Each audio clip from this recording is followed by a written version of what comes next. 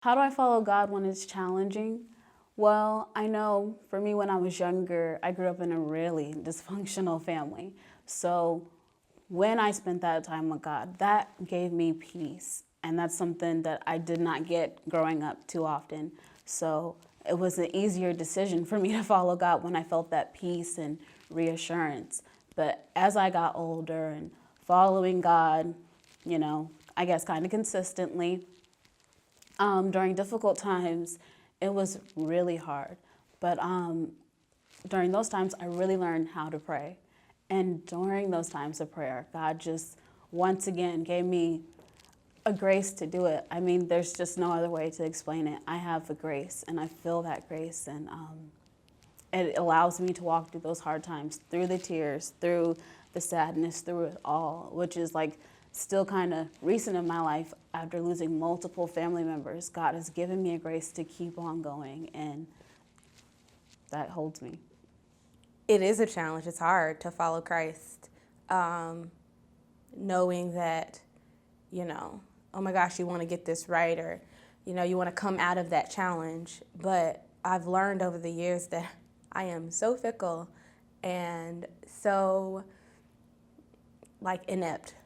I don't have all the answers, and I've come to a place where I'm okay with that. So the way I follow Christ is literally by leaning into his word and praying. I think there's a certain level of strength that comes out of knowing that you've made your petition, you've sent up the words, your prayers to him, and that he hears you.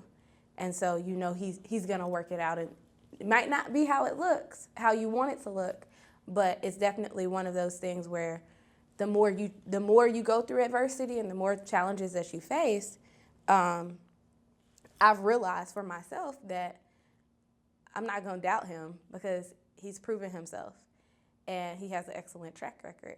So for me, the challenge then is, okay, let me put my faith to work and really let him do what he needs to do on my behalf.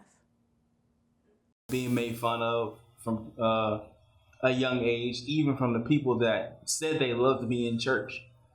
The kids in the youth group that said they loved me and were my friends in church, being made fun of there. So I think the biggest thing was getting to college and still struggling with self-esteem.